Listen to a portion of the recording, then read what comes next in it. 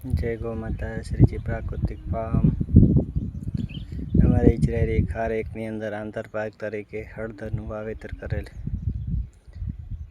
તો આજે હળદરના 45 દિવસની હળદર થઈ ગયેલ છે.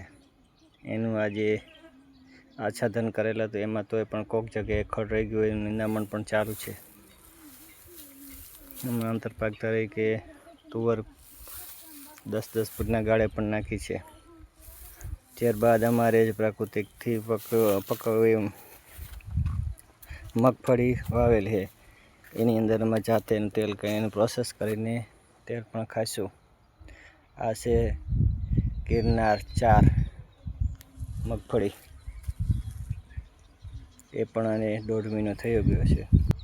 એ ખારેકના આંતરપાકમાં પણ વાવી છે.